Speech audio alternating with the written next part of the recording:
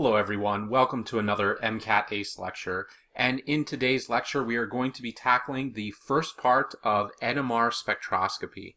So this is a subject that students usually come across, or at least they significantly start to study it in organic chemistry, and then if you take an instrumental chemistry course or something like that, it would certainly go into more detail from there. So we're going to usually cover the basics when we're outlining it in this course, though I may take a couple steps over and talk about some of the background or theory here or there. But we're going to keep this mostly in the context of an organic chemistry course, like where you would first come across it. Okay, so NMR spectroscopy, the letters stand for nuclear magnetic resonance spectroscopy. So this is similar to an MRI, which a lot of people I'm sure are familiar with if you're looking at taking the MCAT. It's using the same principles or properties by basically using a giant superconducting magnet, but instead of looking, at least in a organic chemistry laboratory setting, instead of looking at the human body and the active nuclei in the human body, we're looking at it for organic compounds. Many of these compounds could be found within the body, though. All right, so what we're going to talk about here today is we're first going to take a look at the introduction to NMR theory. Again, I'm going to keep this somewhat limited in scope, and that's just because you can get really detailed when you start talking about, coupling constants and electronegative effects. We will talk about some of that stuff, but again, I'm going to bring in the scope of this so that it's more useful to you in the context of the MCAT and how far they would go in their detail. Okay, we'll talk about the measurements briefly, specifically the ppm. We have megahertz for the machine, and then we also have hertz, which would be the average signal that you would get from most of these compounds or nuclei. And then most people, when they see an NMR, they're used to seeing ppms, and we will discuss the ppm hertz conversion and why we typically stay in ppm, why that's important. So then the three major parts we want to discuss in part one. The first one is chemical shift. You want to have an understanding of when you see these peaks on an NMR spectrum, why do they appear where they do? Why can I pinpoint or at least make a reasonable prediction of where a certain methyl group is going to appear in comparison to, let's say, a carbonyl would appear on a C13, but let's say an alcohol that would appear on a proton NMR. Why do they appear in different areas, right? So we're going to discuss in that section the shielding and deshielding effects. That's what's really driving the movement along the chemical shift line. We'll discuss how electronegativity plays into that, because electronegativity and specifically electronegative elements are responsible for deshielding a nuclei, and we'll talk about that and the importance. And then in this discussion, we'll mention the term a bunch of times, upfield and downfield, so I just wanted to mention that there because they're important terms. Upfield is on the lower ppm section, it's to the right of the NMR, and then downfield is to the left. And a lot of students tend to confuse this, but when we get to this section, I'll give you a tip, and hopefully you won't forget it after that point. Okay, then we'll discuss integration very briefly. Integration is, at least by my standard, the simplest of the three portions for an NMR. Chemical shift and splitting are much more complicated than integration. So for integration, just from a calculus, a mathematical perspective, what we're doing is we're summing up the area under the various peaks, and then we're going to be comparing them to one another. So this is when we integrate our NMRs, we take the signals, we find the area under the signal peaks, and then we can say, okay, this signal is responsible for, let's say, 3 proton nuclei, right? And then this signal is only responsible for 2. And those numbers that come out, that's from integration, from comparing the area under the various peaks. Now, integration is not always a nice whole proper number. Many times when you integrate, especially if you have a program that will do auto integration for you, you're going to get some sort of large number or a whacked out number a lot of times. And what you need to do is undergo a process called normalization, which we'll talk about briefly. You shouldn't need to worry with that a whole lot here, because again, this is in the context of the MCAT, right? We're not teaching an organic chemistry laboratory or instrumentation course. It's really focusing on MCAT and the questions you might come across, just giving you a good understanding of the theory. And then finally, splitting. So in my opinion, splitting is usually the one that's most complicated for students to understand.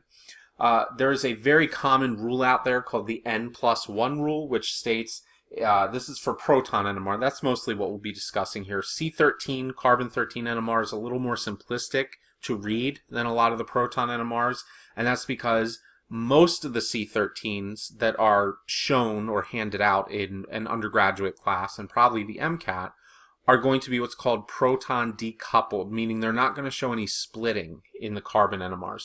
But the proton NMRs, you probably remember things like doublets, triplets, multiplets, quartets, and then you had to understand why they were splitting that way. So the N+1 rule basically just said, look at the number of neighboring protons or neighboring proton nuclei, and then add 1 to that. And that's what the signal will be for the current set of nuclei that you are looking at. So that's a very simplified rule. It does work for us, but I'm going to sort of let you take a look at and understand why the N+1 rule exists, why we're actually seeing this type of splitting pattern. And we will, in order to do that, we're going to take a look at spin states of the neighboring nuclei. So when you look at a spin state of a neighboring nuclei, that is what really will tell you the nuclei that are right next to the neighbor, the varying spin states that they can have, will set up different magnetic fields for the direct neighbors, and that's what's causing them to have multiple splitting patterns. All right. So that is just a summary of what we really want to cover here in the first part. Now I'm just going to mention as a disclaimer here in case you're looking for this so you don't get too far into this. We are not going to solve specific examples in part 1. That will be in part 2. I am also not going to bring up any tables of specific chemical shifts until part 2. So in other words, I'm going to be explaining chemical shift, I'm going to be explaining shielding and deshielding, etc., but I'm not going to bring up a whole table that says, you know, this is where ethers typically show up, or this is where a methyl ketone typically shows up. That stuff will be for part 2. So part 2 is going to be reserved for sort of, okay, you understand NMR theory, you understand all the background. We're going to dive straight in, take a look at the table data, and then we're going to apply it to a couple of examples. So part 2 will be the problem solving portion, whereas part 1 is really going to be more of the theory, the background, and understanding, so you can go in and you can actually make sense of those tables. Because if I just throw them up, they're not going to have much meaning until you understand how NMR works. And so that's what our goal is here for part 1. We're going to try to understand how NMR spectroscopy works. So in order to get started, we're going to talk about introduction to NMR theory. So as I promised, I'm going to keep this somewhat brief and pretty easy from a physics and a chemistry standpoint. All right. Now, the first thing I want to mention before I get started on drawing this and getting into the detail is that not all nucleus, or not all nuclei, not every type of nucleus, is going to be considered NMR active. Okay. So a perfect first example of this is if I take a look at H1, right, which is the regular type of proton I would find. This is the isotope when we talk about 1. Most of the time when we are using solvents that we don't want to show up, we use H2, which is known as deuterium. So sometimes you'll see this written with a D. It's an isotope, right? And the deuterium isotope of hydrogen does not show up on the NMR the same way that a regular single proton would in a proton NMR. All right. Now, another example for this, because we are talking about organic chemistry, is C12 will not show up, while C13 will show up on an NMR. So when we take a carbon NMR, we're really looking at the C13 nuclei. Those are what are giving rise to the signal, not the C12. Now, in general, these are rough numbers, about 99% of all carbon is carbon-12, and about 1% of all carbon is carbon-13. You still have things like carbon-14 because of, that's the one with radio dating, when you start taking a look at dating fossils or things like that. But in general, the bulk of carbon is carbon-12, and carbon-12 is not magnetically active when you bring it into an NMR field. So I just wanted to point that out so that people understand you cannot take an NMR and basically expect that any single type of nuclei that you want is going to show up there. There are very specific ones that are going to be active. Now, why? That's a bit beyond the scope of what we're talking about here, but I'll just tell you in general, it has to do with the ratio of protons to neutrons. So if you have an even number of protons and neutrons, for instance, carbon-12 has 6 neutrons and 6 protons, right? Then you're not going to have a compound that is magnetically active in the NMR field. But if I take a look at C13, or for instance H1, I don't have that even numbering anymore, and therefore those become magnetically active. So some of the other ones that are magnetically active that are well known are fluorine, F19, and then phosphorus 31 is another one that is typically used very often in many NMR experiments. So those are just some general examples. Now let's take a look at how NMR actually works, the theory behind this. All right, so now that we know we have certain limited types of compounds that we can use, or nuclei, the first thing you want to understand about an NMR, again like an MRI, is that the NMR instrument is a giant magnet. It's a superconducting magnet. And when you explain the theory, we typically show this as just one giant line going in one direction as a magnetic field, and I like to draw it up like this. Now, you may have come across this designation of B naught. This is like a knot that you would tie in a rope. That's how it's pronounced, okay? B naught. And B naught is a magnetic field, all right? Now, in this case, it is a large magnetic field being generated by the NMR magnet, the superconducting magnet. So B naught is the magnetic field from the instrument itself, because the nuclei are going to generate their own magnetic fields when we take a look at them, but they are going to be much weaker in comparison to the B naught, the large magnetic field from the NMR. All right.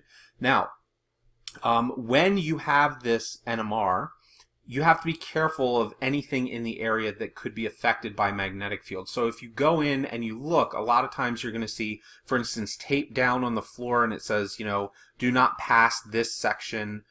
If you have, for instance, credit cards in your pocket, any type of metallic objects, right? If you had a wrench or something like that, you need to be careful when you're walking by, especially if you have a higher megahertz NMR, meaning the magnet is more powerful, right? So this is typically measured in megahertz. The lowest megahertz, it can get pretty low. I mean, some of the community colleges and places like that can have it, you know, 100 or lower.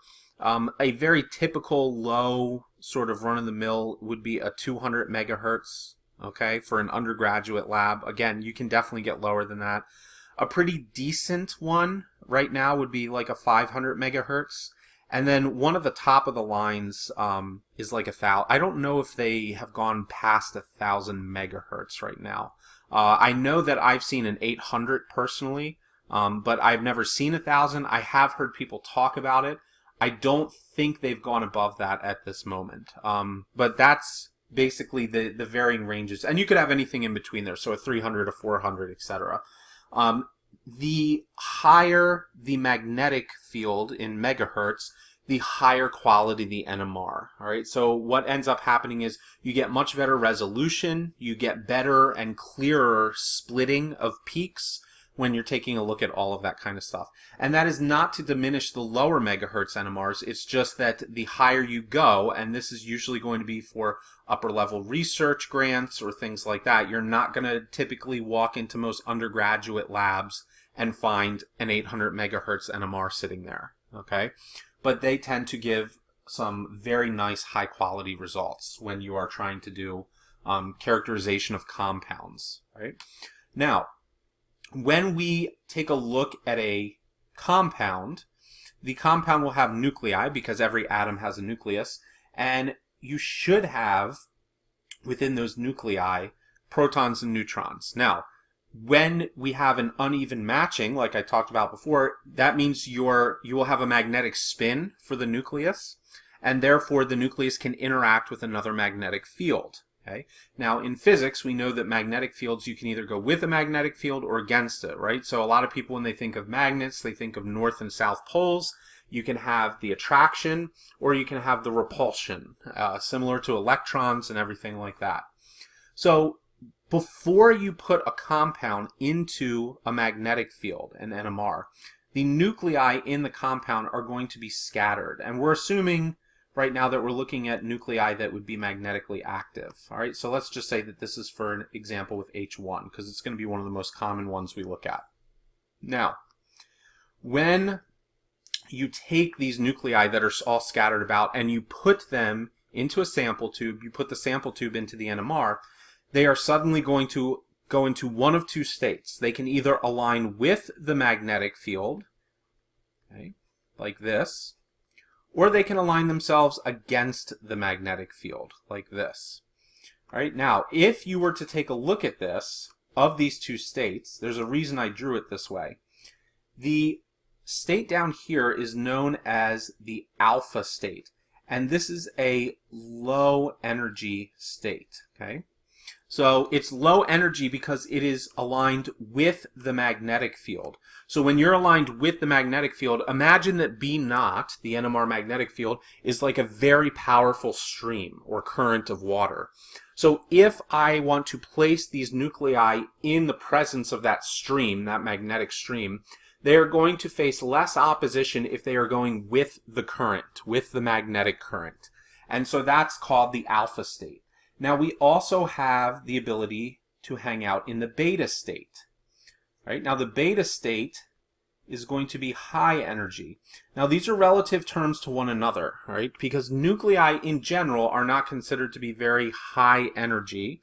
NMR itself uses radio waves, which is very low on the energy spectrum, right? So just remember you've got radio and then microwaves, and then you have infrared, right? So there's IR techniques that we talk about in organic chemistry, and then you have visible light, and then you start getting into some of the real high energy, like UV, right? When you have UV vis or things like that, and then you get into X-rays. There's a reason that they would typically lay lead aprons over people when they've got an X-ray coming, right? So that the lead can absorb a lot of that. And then you also have gamma, and gamma is going to be way, way high on the energy spectrum. That's like from supernovas or things like that in space. All right. So in general, when I say low and high energy, those are relative to one another, but we're talking about a relatively low energy scale here when we're looking at this. Okay, because radio waves are not particularly high energy. If they were, there would be much more concern about things like listening to AM, FM radio in your car or watching TV or other things like that that use radio waves in order to receive signals, okay?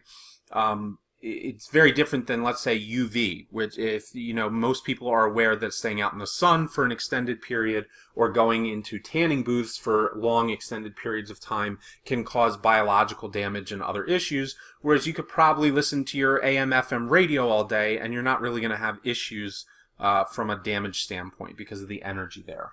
All right, so if we take a look at this, okay, you have the low state and the high state. They're going to be more in the alpha spin state than in the beta spin state, and that is because by the very nature of the fact that the alpha spin state is lower in energy, it's going to be easier for more of the nuclei to occupy that state. But nevertheless, there will be some of them that can be up in the beta state. It's just going to be fewer in number.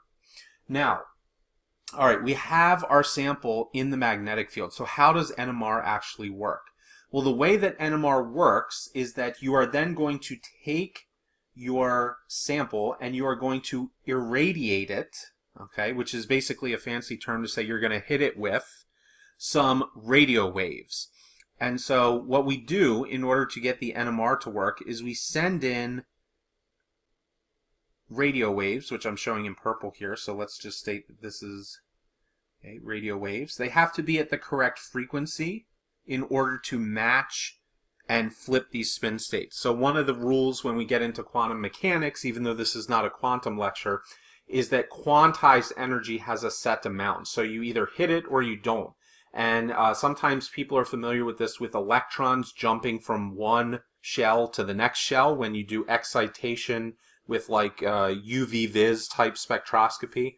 Okay, this is not as high on the UV vis scale as far as energy like we stated, but what you're doing here is you're bringing in this low radio wave energy, and if it's at the right frequency, when it hits, it's going to hit the alpha states and it's going to send them up and they will occupy a beta state. All right. So what happens is that the alphas, when they get hit with the proper frequency or radio waves, they flip up against the magnetic field for a brief period of time. As long as I'm hitting that radio wave there, they can flip into the higher energy beta state. Now, one of the other concepts that's important to remember is energy in, energy out. So if I put this energy in to flip these, at some point when I sort of pull my foot back off of the radio wave accelerator there, these guys that were excited are going to fall back down into the alpha state. They're going to flip back, as far as their spin state is concerned, to the lower energy state. So I'm manipulating it by applying the radio waves. I flip the alpha spin state nuclei into a beta spin state, and then they will naturally basically spin flip again into the alpha state. And when they do that, they're going to give the energy back off. And when they give that energy back off, that comes out on its way down, and this would hit the NMR detector, right? So we have an NMR detector. That energy hits the NMR detector. When you typically have it, it's going to go through what's called a Fourier transform. So you would normally have things like sine waves, and then the instrumentation is going to apply some transformations in order to give you these nice peaks that appear on a graph instead of just a bunch of sine waves that don't make sense to you. So that is, in theory, how this works. Now, there's one or two other important things here, all right? As you increase in megahertz, you are going to increase the B naught. So the magnetic field is going to get stronger. If the magnetic field is stronger, then the jump between the alpha and the beta state is going to get larger. So I'll say that one more time. If you increase the megahertz of the magnetic field, meaning B naught, let's say, goes from 400 megahertz to 500 megahertz, because you now have a stronger magnetic field, a large magnetic stream, the jump between the alpha and the beta spin state is now going to be a larger jump than it was at the lower range, okay? So the 400 megahertz will have a smaller jump than the 500 megahertz, which is going to become a larger jump in energy. And that is very important when we start talking about the energy output, okay?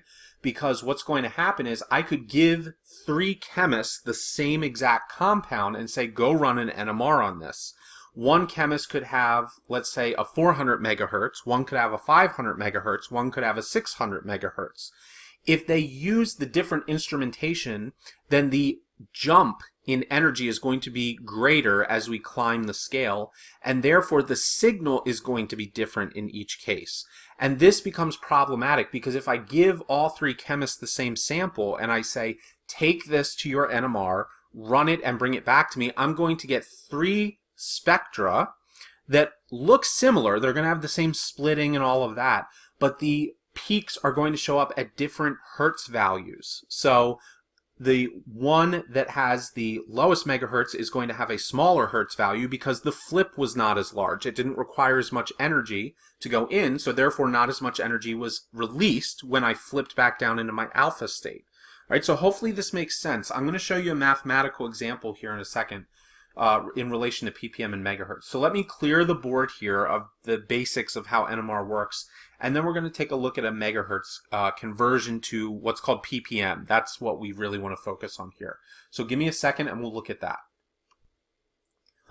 Alright, so let's take a look at the general example I was just talking about on a mathematical scale so that we have an understanding of this. So the first chemist, let's say that they have a 400 megahertz NMR. Okay. Now keep in mind that mega, because hertz is its own measurement, mega means 10 to the 6. It means a million multiplier. Okay. So 400,000 hertz, 400 million hertz, because we've got a mega multiplier in front of that. Okay. 500, because it's easy to forget sometimes when you're just throwing the term around. And then we also said, let's say somebody has a 600 megahertz, right? So these are the 3 instruments here.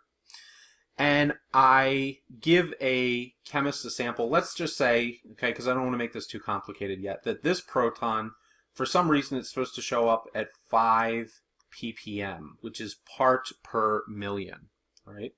So if we were not actually converting into part per million, here's what would happen. The person who ran the sample in order to find out where this proton shows up on a 400 megahertz is going to see this as 200, is going to see this as 2000 hertz. All right. And then somebody who goes on the 500 megahertz and runs the same exact sample, it could even be handed off to them, is going to see a 2500 hertz signal, right? And then somebody on the 600 megahertz, when that sample gets handed off to them, is going to see 3000 hertz. So all three of my students or employees, right, they bring this back to me and I say, well, which is it? Does this proton resonate at 200 hertz, 250 hertz, or 3000 hertz? Because I've got all of these examples here, right? The 2000, the 2500, and the 3000. So what we do, now most of the programs, the software have this built in, is they're going to convert all of these to ppm. Now you could do this by hand as well. So what we do in order to convert to ppm is that we're going to take the value given in hertz, so for the first one it would be 2000 hertz, and we're going to divide that by the megahertz of the instrument. So 2000 hertz divided by 400 megahertz, okay, and a hertz divided by a megahertz, if you look at this ratio here, because I just said mega is a million and hertz is just hertz, that's going to be a part per million, right? Because it's a base unit over a million of the base units. Got my H there. Okay, so that hertz over megahertz is a part per million. So if you do the calculation on this, this is going to come out to 5 part per million, right? So hopefully you can see what's going to happen here. If I take 2500, right, hertz, and I divide that by the 500 megahertz, that's going to come out to 5 ppm, right? And the last one is going to do the same thing. So if I have 3000 hertz divided by 500 megahertz, 600 megahertz for this one, right? Then it's going to be 5 ppm. So now look at what's happened, right? Up here, I had 3 different signals that I was receiving due to the megahertz of the instrumentation. Now, I've normalized this signal and I get 5 ppm every time. So this is the reason that NMRs are shown in ppms, and you could convert ppms back into hertz if you know the megahertz of the instrument, right? It's just simple multiplication and division back and forth.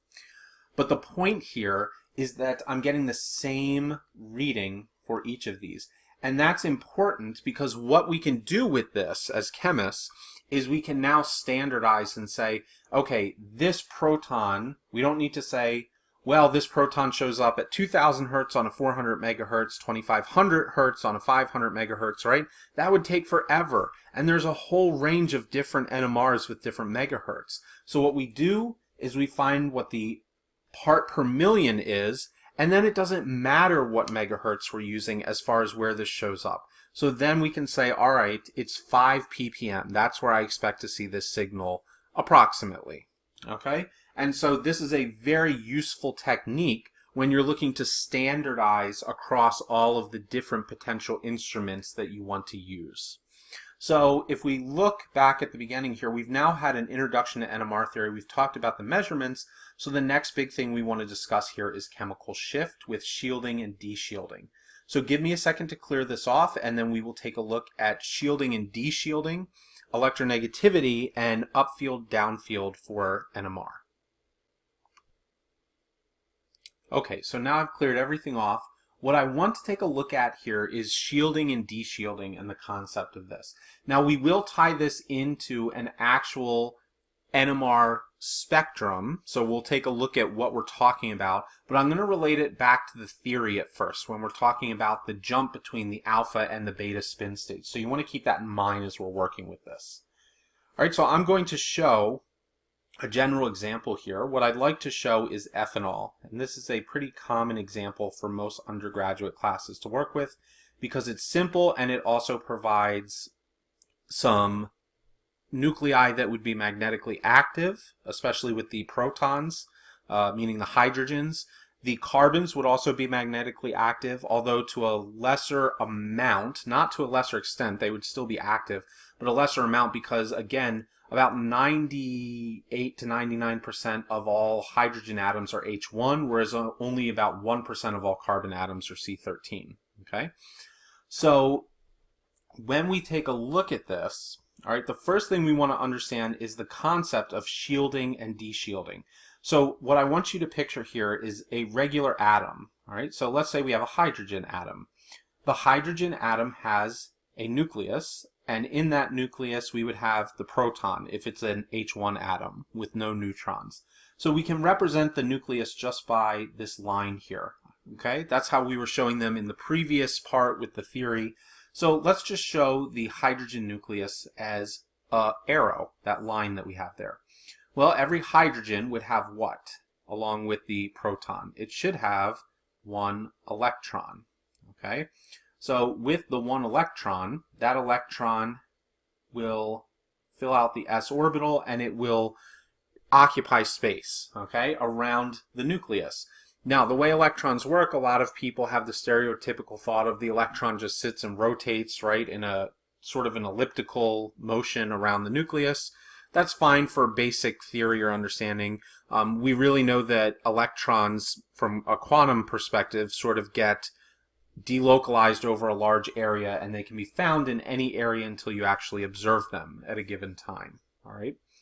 But what's important here is that electrons themselves have magnetic spins. So if you remember back to your quantum numbers, you could quantify an electron as having a +1/2 or a -1/2 spin.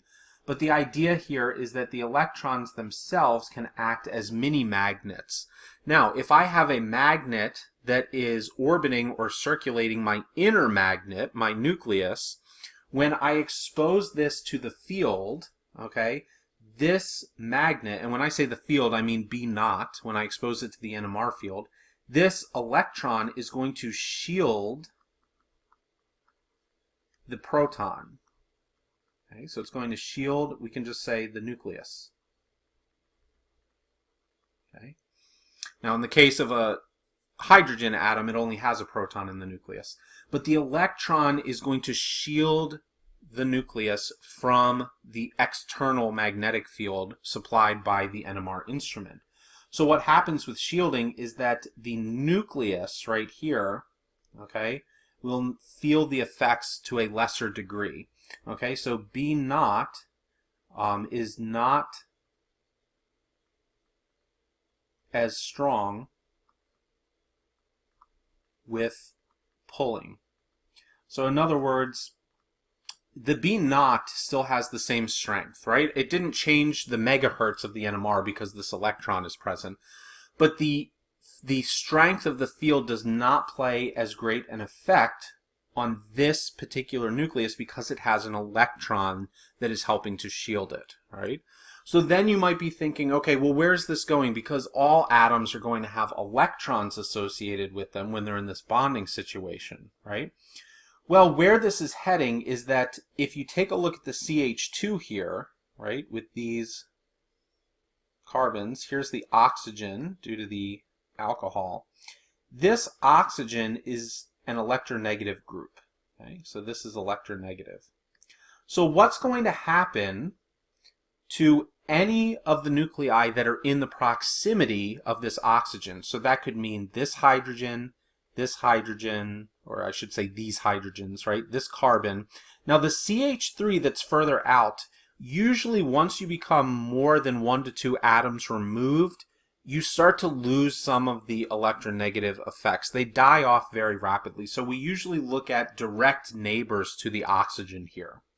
All right, but the key is because the oxygen is electronegative, the inductive effects are going to pull electron density towards the oxygen, right? So if I looked at an electrostatic potential map, the oxygen is going to be very electron rich, and the immediate surrounding atoms are going to be more electron poor or electron deficient when I'm observing the general electron density in those areas. So what's happening? Well, what we're saying is that the oxygen or any electronegative element that's in close proximity to a nucleus, especially a nucleus being observed by the NMR, is going to pull on this electron, and it's going to expose the nucleus that's left behind to B naught to a larger extent. All right. So what's going to happen, if you can think about that, is that if I have, let's go back, we'll change the color for this. Okay. If I have a nucleus that's shielded, all right, so a shielded example, the spin from the alpha to the beta state might look something like this. Okay, and that's assuming I'm placing that in the presence of B naught. But if I have something that's deshielded, meaning that I have electronegative atoms, or for some reason there's a pull on the electrons that are attempting to surround the nucleus that they're involved with, I'm going to see a jump that might be more like this. Okay. Now this is important because if I look at the alpha to beta states here, I have a larger jump in energy for a nucleus that is deshielded in comparison to that is shielded, right? So if you take a look at the one that's shielded there, the one that's shielded is going to have a bit less of an energy requirement, right, in order to bump from this spin state into this spin state. And that's a very important concept, because what would happen if the shielding and deshielding effects were not present is that all of the nuclei would have the same requirement in their alpha to beta spin state jump, and that means every single NMR would give us one signal. It would just shoot back out and say, everything resonates at this one particular signal, that's all that you have. Because none of the protons would be different from one another, right? None of the nuclei would have any differentiating factors. But we know that's not true, because we know that an oxygen will have different effects than a carbon as a neighbor, right? And we know that even a CH3 is not the same thing as a CH2 group. So they will act magnetically different. They will have different electronegativity involved. They will have different jumps in their alpha to beta spin states. And so this is how we actually get a variety of signals coming out along the NMR spectrum when we look at it. And we say we start at 0 ppm and we can move up. Usually for a proton NMR, it's around 12 ppm, 13 ppm at the highest. And then for a carbon, you start at 0, and those numbers get much larger in ppm. You go well above 200 ppm in a carbon NMR. All right. So again, I'm going to stick mostly to proton NMR. It's the most common, especially in an organic chemistry class. It typically also tells us some of the richest information about a particular compound. So if you were to take a look here, so here's your general NMR, right? At this foot right here, we have 0 ppm. Now we already discussed ppm and where that comes from, okay? And then up on this end, we're going to have, I'll just say 12 ppm, okay? And then somewhere in the middle, we would have 6 ppm, right? And it would be labeled all along here. So what we see is, because these are going to be in different areas, right? This proton, this hydrogen, is going to be in a different area than these two hydrogens, which will be in a different area than these 3 hydrogens, which are even further removed, right? Now, if you think about it, the ppms, when we go back to our theory, are directly correlated to energy. So the higher the energy jump, the higher the ppm, because the more hertz were involved in that jump, if we go back and look at the mathematical example. So that means that right here, okay, this is going to be the lower energy end of the NMR, and this is going to be the high energy end of the NMR. Now, where would shielded versus deshielded show up? Well, if you take a look at this example again, shielded has a lower energy jump, right? Whereas I have a higher energy jump for the deshielded here. So if I go back to this and I look at this, that means that I would find shielded over here, and I'm going to find deshielded over here. Now, I did mention beforehand that there is a general concept of something called upfield and downfield, which is just referring to which end of the NMR you are looking at. Okay, now this is on a sliding scale, so there is not a specific cutoff area that we say this is downfield and this is upfield, because from this it looks like 6 ppm and higher would be one direction and 6 ppm and lower would be another. It's a relative term, so you would say this peak is upfield in comparison to this other peak. Okay, you use them relative to one another when you're looking at the measurements here. But the general process is that this is going to be the upfield portion, okay, if you're headed in this direction, and if you're going in this direction, this would be the downfield portion. So for anybody that might be confused, let's say I have 3 signals here, right? I have something here, I have something here, I have something here. You would not just say that this signal is downfield and that these two are upfield. It's not as cut and as dry as that, because I could turn around and I could say that the signal in the middle there, okay, so let's pick out here, green is good contrast. This signal right here, okay, is going to be considered downfield relative to this signal, but it's going to be considered upfield relative to this signal right here. All right. Now, again, I mentioned before, and I've seen this a lot of students get these confused. I think because you're climbing up in number as you go this way, a lot of students think this is upfield, but if you ever get confused, deshielded is downfield. So keep the D's in order there, okay?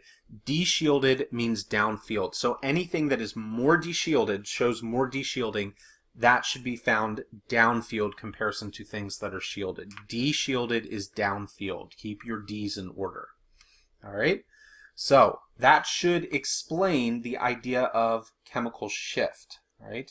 So just to test and to show you what we're talking about here, again, we're going to get into more specific examples in the second NMR lecture, right? But if I were to bring up a compound here,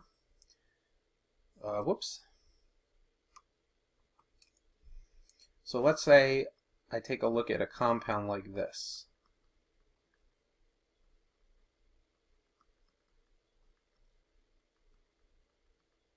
Okay, so here's an organic compound. This would be an aldehyde.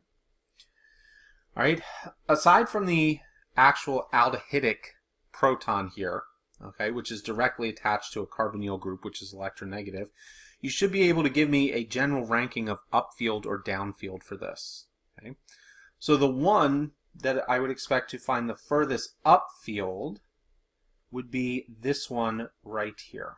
Okay, because it is the furthest removed from the oxygens that I find in the compound, and therefore there would be the most shielding associated with this methyl group. I don't find any direct neighbors or anything in proximity that I would expect to show severe deshielding pushing it downfield. Okay, so this one would be the furthest upfield. All right, then I continue to take a look, and the next one that I come across would be this CH2, right? Now these protons, if I take a look at them, they are directly next to an oxygen here, but they're still further away from the carbonyl. And so I would expect that these are going to be midfield. Now again, that's not an actual term that we usually use. We would say that this CH2 is going to be downfield relative to this methyl, but in comparison to the other methylene group, which I'm going to show in red here, this guy would be the most downfield of these three, right? Because it is directly next to this oxygen, and it is also directly next to the carbonyl, which is another electron withdrawing group. So that I would expect this one to be pushed very far down in comparison to these other two. Okay. Now, one of the things that's interesting here is that this aldehyde proton, okay, is directly attached to an electron withdrawing group here. Whereas these hydrogens that are attached to the carbons, they're attached to the carbons but not directly to this oxygen right here. And so this would actually be the furthest downfield. So this one would be very downfield. Most of the aldehyde protons will show up around 9 to 10 ppm. And again, in the next lecture, I will bring up a chart that has all of that in it and says this is where you would find aldehydes or alcohols or methyls or methyl ketones and things of that nature when we get ready to practice. All right, but this is important that you have an understanding of shielding and deshielding because it plays a very large effect in being able to predict and or read an NMR spectrum that you are handed. So that is shielding, deshielding, upfield, downfield. And the next thing we will talk about very briefly, because we want to spend more time on the splitting, is integration. So I will clear the board and we will talk about integration for a minute. Okay, everybody, so here is the compound that we were looking at earlier, and I want to just talk about integration briefly. So as I mentioned earlier, integration is integrating or taking the sum of the area under the peaks of the specific signals that we are interested in when we look at an NMR spectrum. So this should correlate to the number of whatever type of nuclei you're looking at for that signal.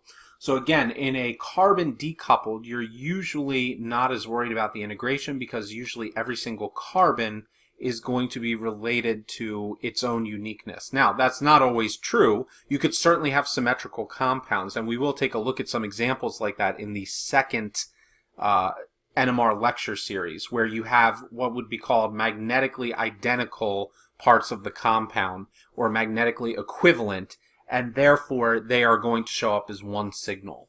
All right. Now, for instance, if we were doing a proton NMR here, if I were to integrate, which we show as delta, the value for this methyl group, the integration should come out to 3. And that means that there are 3 hydrogens associated with this particular signal. I would then find another signal. Again, this one would be midfield compared to the others. And this one should integrate to 2 hydrogens. This one should integrate to 2 hydrogens. And then the aldehyde peak should integrate to 1 hydrogen. So all the integration values above these peaks tell you is that that is the specific number of nuclei that you are attempting to look at or work with. Now, many times you will see different numbers when you get ready to start doing this. As I stated, if you, let's say you have a software program that auto-integrates everything for you. Well, in that case, I'm just going to throw out an example here. Maybe you would see something like an integration number of 9 here, and you would see an integration number of 6 here, 6 here, and 3 here. Well, this methyl group is not going to integrate to 9, it would integrate to 3. So when you see numbers like this, what you have to do as the user or as the chemist is identify one of the peaks that you know is related to a certain number of protons and then normalize all of them in comparison to that. So let's say that I find my aldehyde peak because it's up around 9 ppms and it's highly identifiable. It's away from a lot of the other peaks that I would find, which would be, let's say, all below 5 ppm, right? So the rest of these peaks, let's say I find them all down this way, and then I see my nice aldehyde peak right up here by itself, and it says this is integrated to 3. Well, what I would need to do then, and a lot of computers or software, again, have the ability to do this automatically, but you could go through and you could say, I know this aldehyde is really just a single proton, so I'm going to divide by 3 to set this equal to 1. Well, then you need to divide everything else by 3. So then this equals 2. I divide this by 3, this equals 2. I divide this by 3, and this equals 3. So this is the process of normalization. So if you take a look up here, we stated that with integration, you need to be able to normalize. I don't have a feeling that this would be horribly prevalent on the MCAT, but you should still know about it. It's basic math skills. But you certainly need to understand what these numbers refer to, right? When I see a number associated with this and know that this would integrate to a value of 1, meaning that it's 1 proton nuclei. And let's say that the methyl group was down here, right? And this methyl group integrates to 3. then I know that this peak is referring to some sort of signal that involves 3 protons, and it would be these 3. Now notice that all 3 of these are identical, right? So if I have a CH3, all 3 of these hydrogens are equivalent to one another relative to the rest of the molecule. And so therefore they all lead to one signal. I only see one signal for all 3 of those. I don't see 3 signals. Now some students get confused when they see a triplet and they think, for instance, oh, that peak has split into 3 peaks, therefore it must be a CH3. But splitting has absolutely nothing to do with the integration value. Those two are separate. Splitting has to do with the number of magnetical fields that the nuclei can find themselves in, whereas the integration is basically telling you how many nuclei are associated with that signal. All right, so that's integration. That's really where we're going to stick with integration. We're not going to go much further than that. It's a pretty basic concept. So let's talk about splitting and the splitting that we would see with a basic compound. So I'm going to clear the board and then we will discuss splitting. Okay, everybody, so this is going to be the last part of the first NMR lecture series, and this is going to talk about splitting. Now, I wanted to give a little theory behind how the n+1 rule works, but I'm first going to discuss the n+1 rule itself. Right? Now, the n+1 rule states that the splitting that will be observed for a given signal has to do with n+1 of the neighbor, and this is usually referred to with protons, so the neighboring protons that we find. It's really the neighboring nuclei of those protons, but we just call it the neighboring protons. All right? So, for instance, this CH3 right here, we don't look at the amount of hydrogens that are present on that CH3. We go to the neighbor. The neighbor has 2 hydrogens. All right? So, if I put 2 into the the n+1, it's 2 plus 1, which equals 3, which means that this should show up as a triplet. All right, so in other words, I would see a signal that looks something like this instead of just a single line, which is what we've been showing up to this point. And that's the general premise of how the n+1 rule works, and it suits students most of the time. It allows you to solve for these. So for instance, what would this CH2 end up looking like when it splits? Well, the neighbors here are the CH3, and then the oxygen is the direct neighbor. So if we take a look at this, then the CH3 group has 3 plus 1 equals 4. So that means that this CH2 right here would be a quartet. So I would expect 4 when I find that, and that would look something like this on the signal, right? Now, bringing integration back into this, this triplet would integrate to what? Hopefully you realize it integrates to 3. Okay? Now this quartet would integrate to what? Hopefully you realize that that would integrate to 2 because it's referring to a CH2. So again, a lot of students confuse the integration, for instance 3 here, with the fact that this is a triplet. But if I come over here, this does not integrate to 4. The quartet would integrate to 2. All right? Now that's how splitting works. So what would this CH3 be that we have over here? Well, the neighbor is the oxygen. The oxygen has no protons on it. It doesn't have any hydrogens. And so it would be 0 plus 1 because n equals 0 in this case. Okay? N is the number of neighboring hydrogens. So if the answer is 1, then I would expect a singlet. So that CH3 would appear as a singlet, and it would integrate to 3. All right? So this is how it works when we get ready to start talking about splitting. Now, obviously, these peaks are going to be in different areas as far as their ppms are concerned due to shielding or deshielding, because that is a separate discussion based on the electronegativity proximity to these protons versus the splitting, which really has to do with the neighboring. All right? Now, why does this come about? So let's take an example. I'm not going to show it for all of these, but let's show it for one of them so we can get a better understanding. So let's take this CH3 right here. Okay, it's next to a neighboring CH2. So that's the only part that I'm going to show down here when I get ready to explain this. All right, so here's a CH3. this CH3 has a CH2 as its neighbor. So I want to understand why this becomes a triplet when I look at the splitting pattern that I see on the proton NMR. Why is that the case? Besides just the fact that n+1 neighboring hydrogens holds true, right? If somebody gives you an equation, you usually like to understand why that equation works, not just inherently that it does work. So when we take a look at this, remember that we have spin states. So a CH2, the H1 nuclei here, there's two of them. So what are the spin states that those two nuclei could occupy? Well, they could be both spin up, so they could be both in alpha state, right? Or I could have one of them that's spin up and the other one could be beta state, spin down. That's a possibility.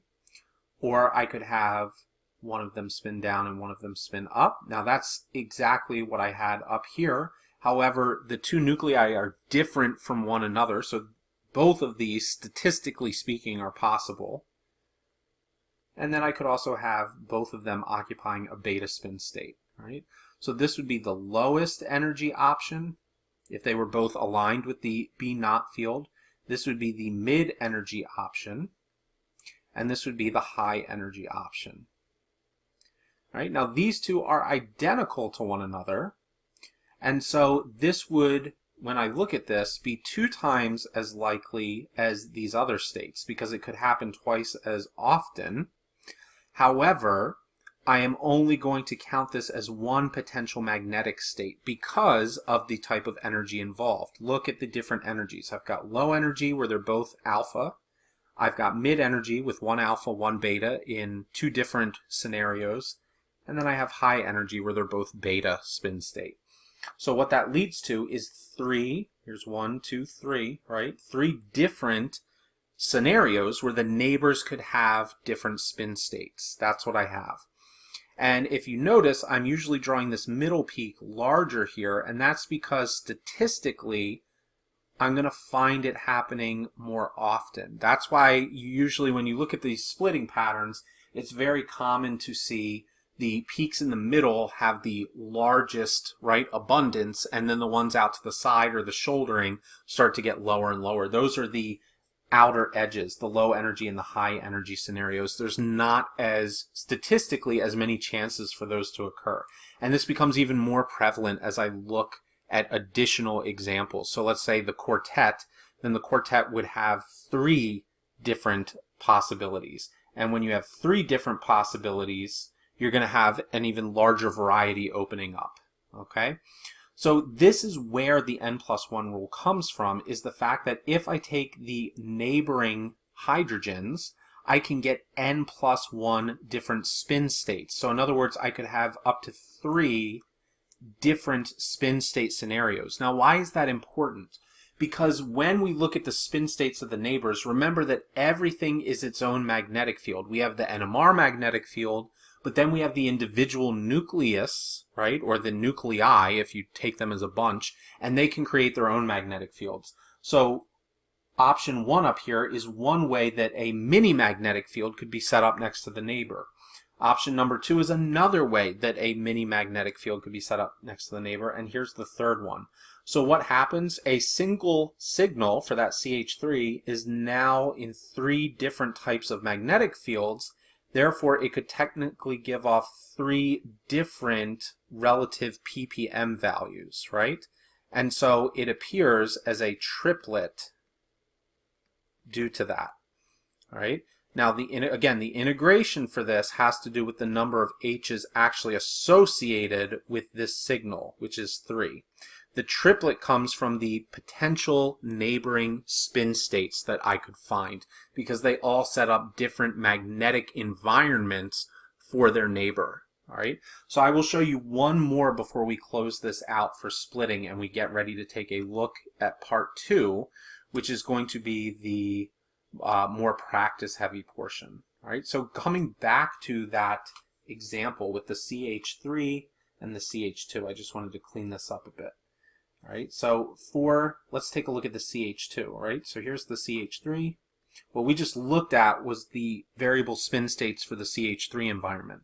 So now I'm saying let's take a look at the CH2, and we're going to take a look at its potential spin state environments. So here's this, right? We know that this would integrate to 2, and then here is the CH3. So we need to look at the neighboring spin states. Remember, this was next to an oxygen, so we don't need to worry about that.